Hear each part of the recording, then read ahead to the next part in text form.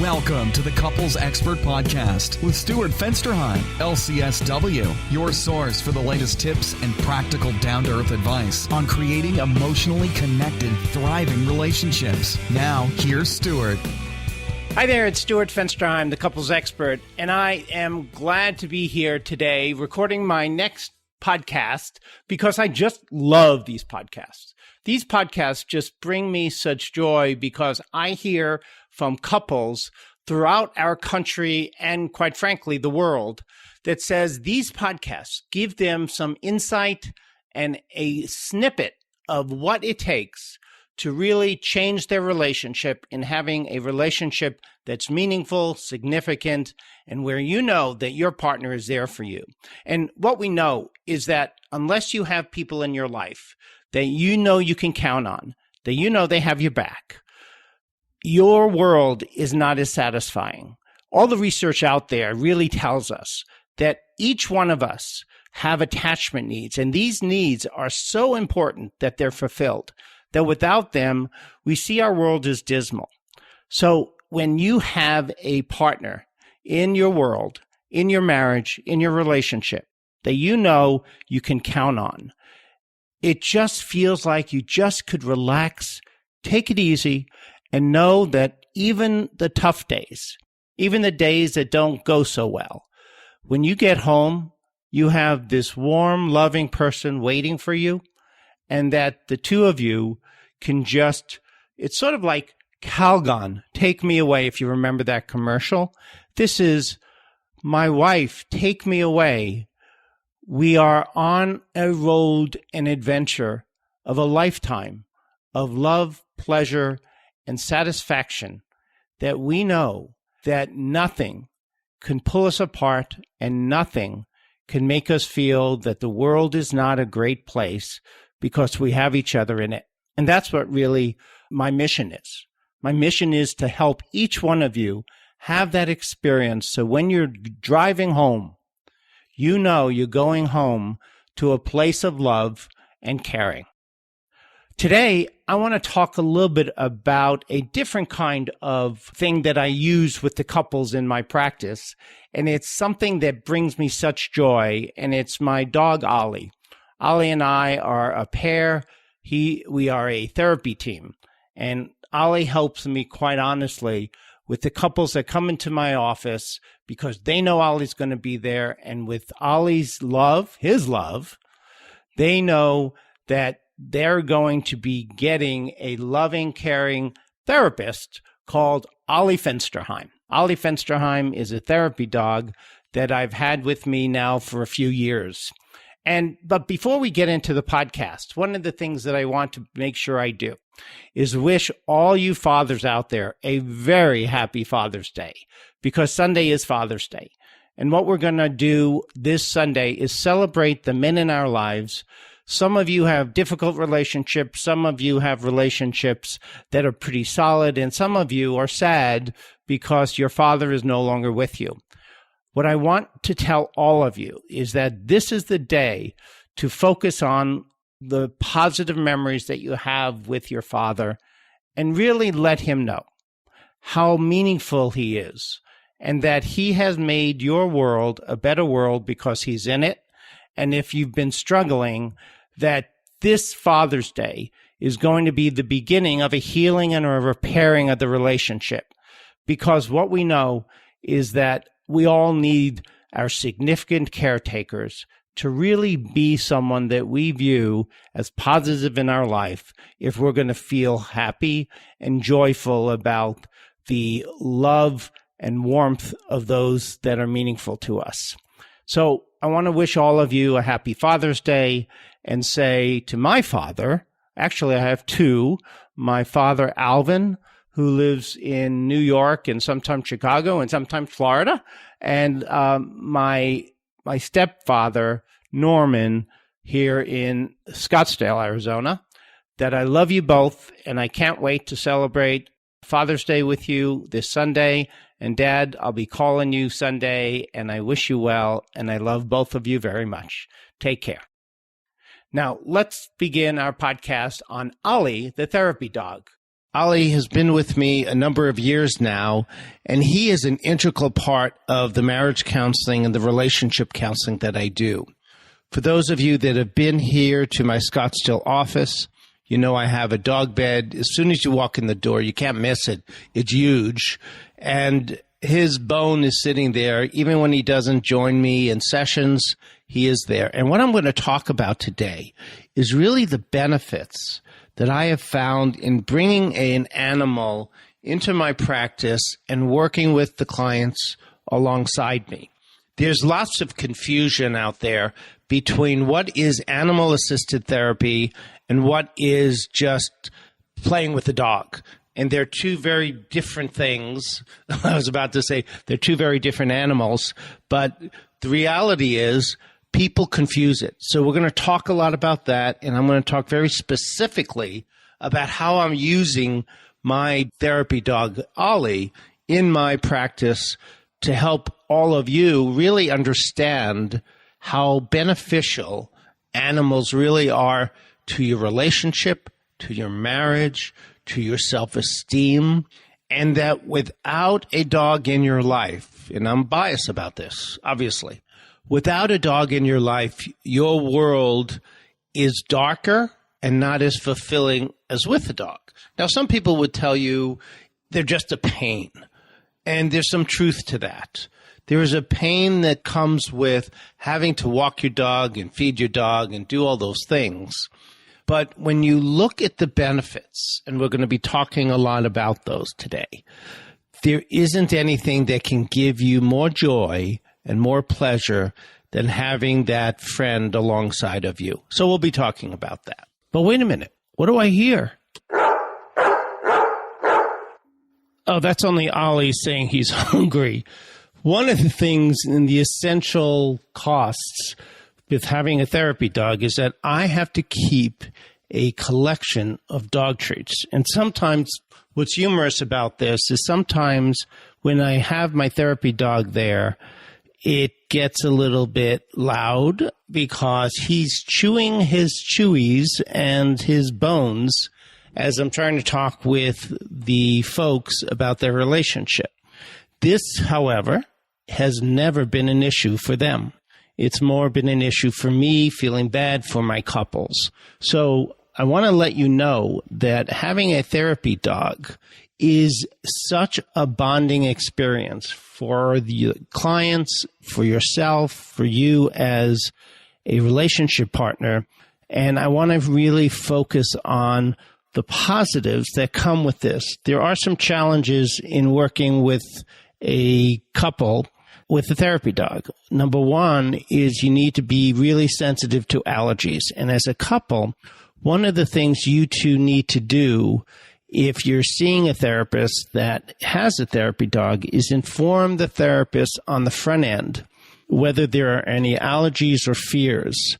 The fear is an interesting dilemma because one of the things that I have found in my work with couples as well as my work with individuals or children, that those people that have phobias about dogs or have been attacked by a dog previously and has some post-traumatic stress symptoms with the dog, when they meet Ollie, and Ollie, for those of you who don't know, is an 8-year-old yellow Labrador Retriever. He has a temperament that is beyond belief. He has been kicked. Hair has been pulled.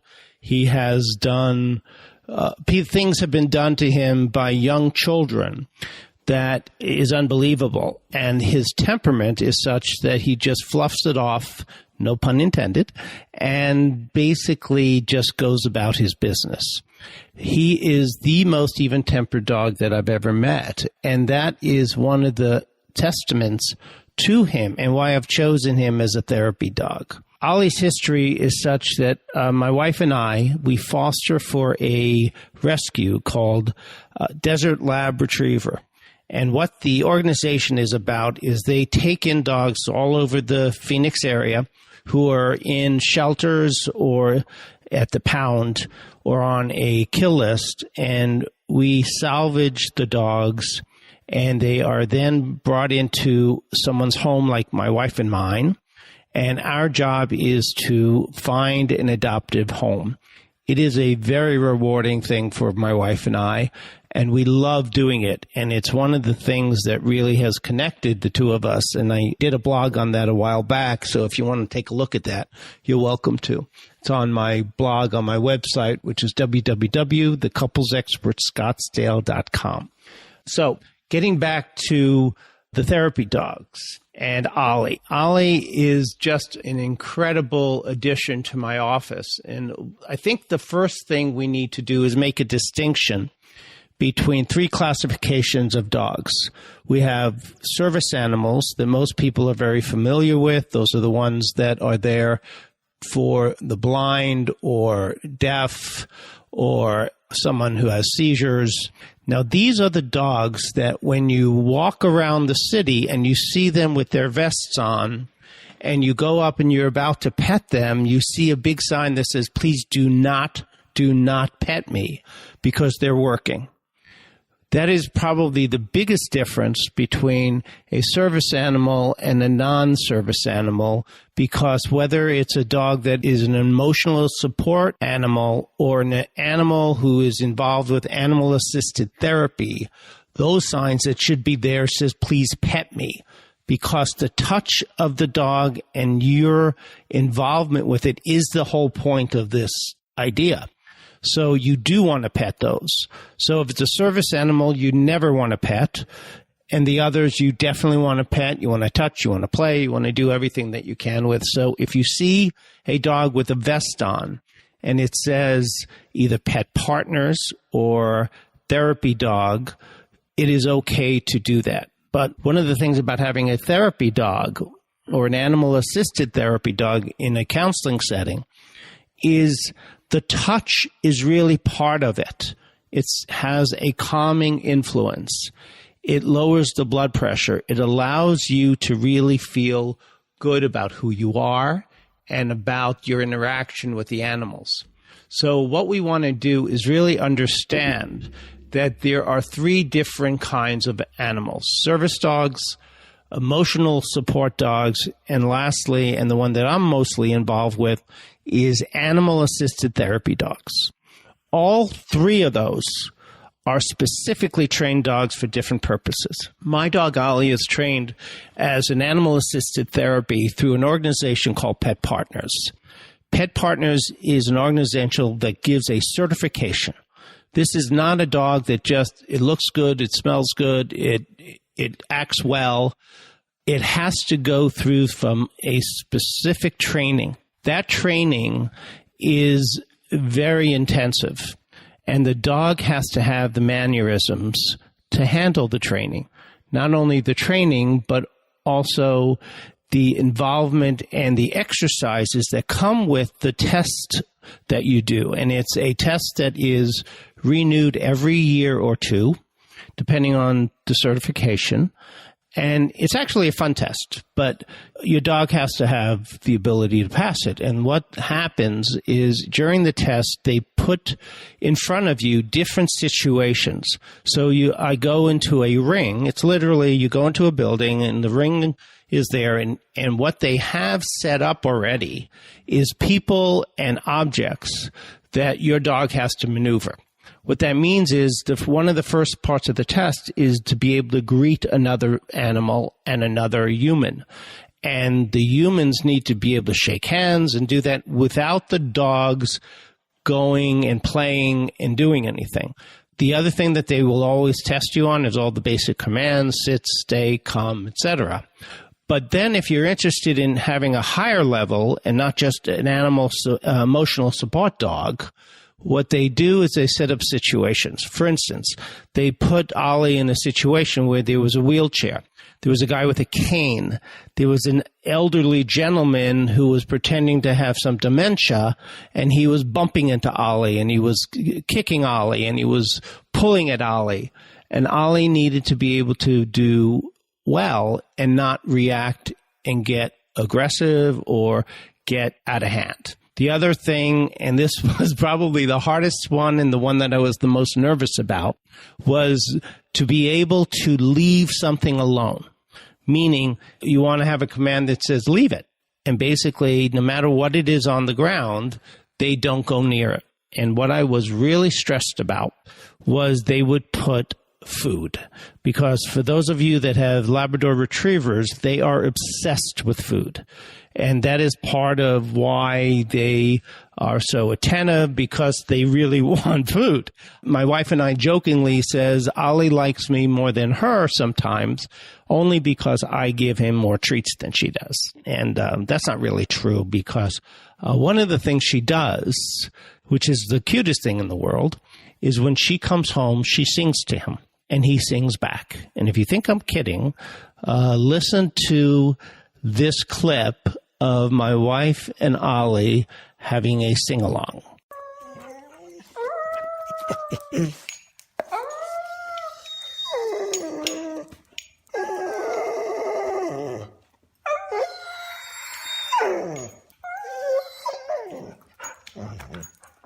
Okay, one of the things about the counseling piece with Ollie, and what's so exciting for me in being able to bring him to work with me and know that my best friend is there with me, and that we have provided for him what we call through the fostering a forever home.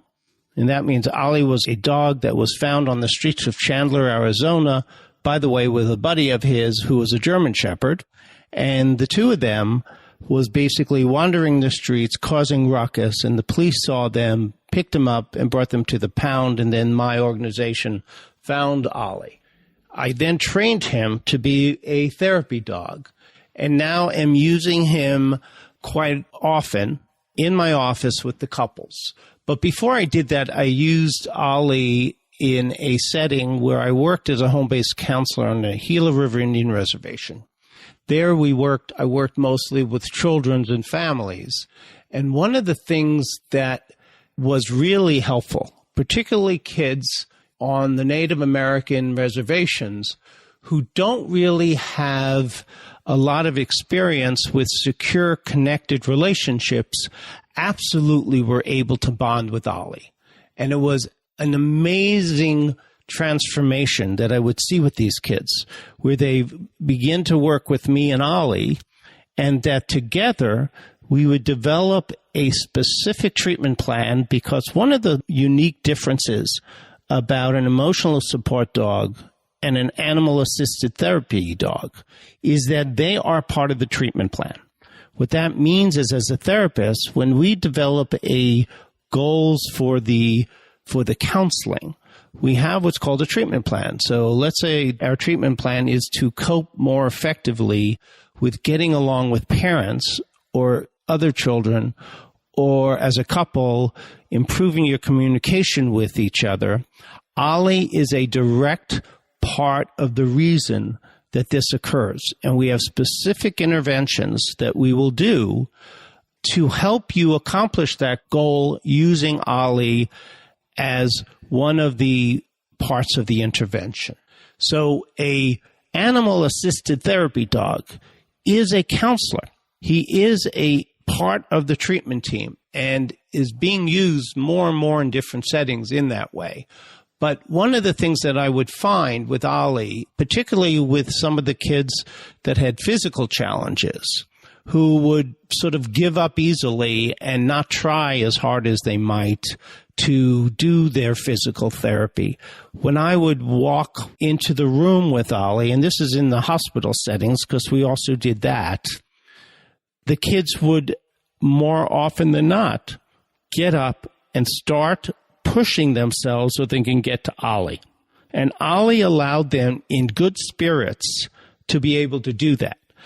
Kids that, or adults that are dealing with chronic pain, tend to try more and complain less when Ollie's around.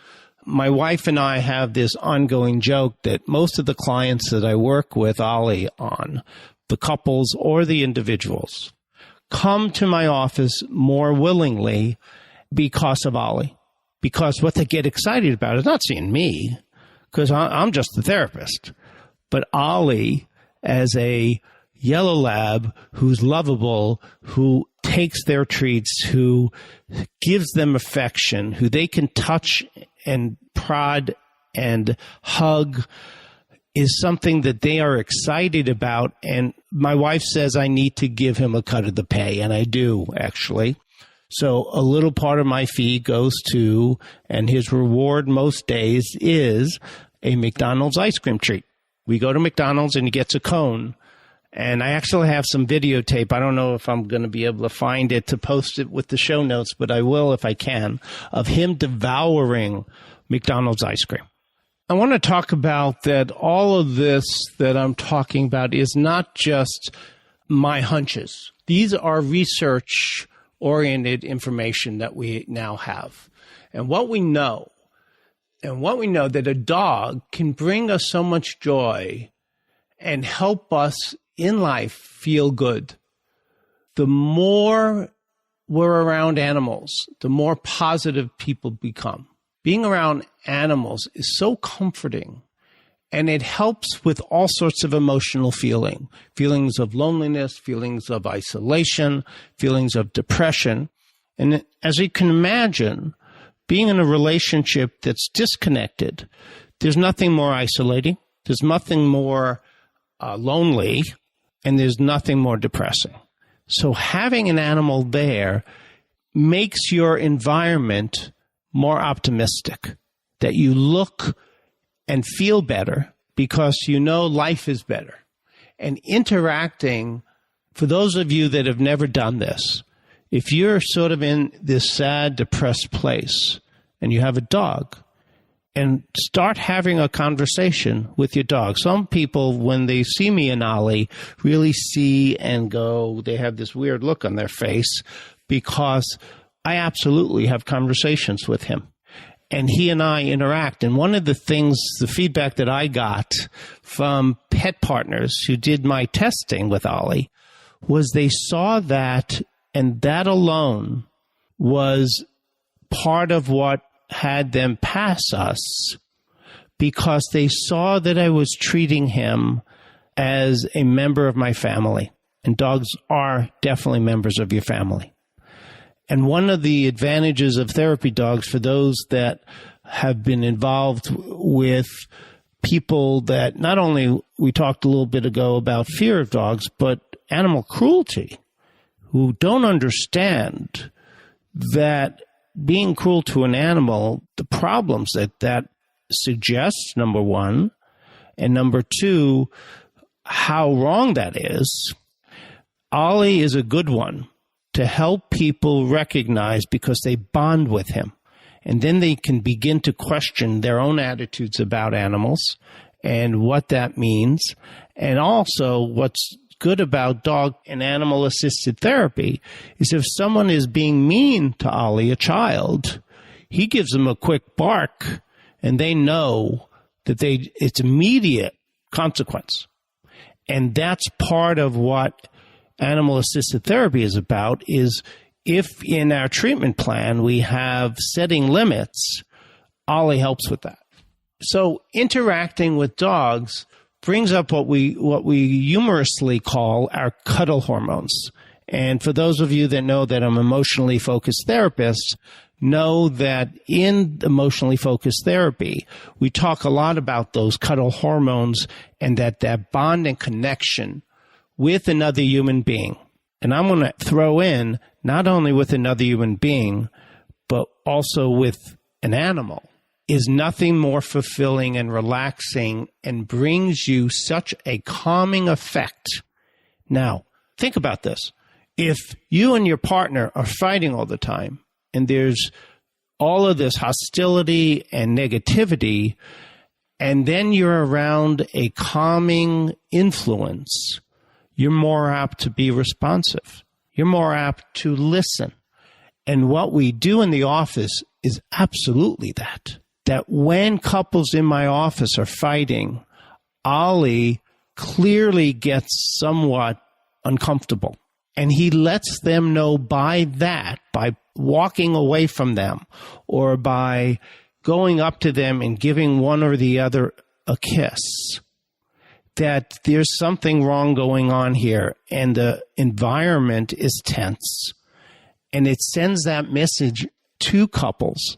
And sometimes just that alone, just that message is all that it takes. I don't have to say anything because Ollie did it for me.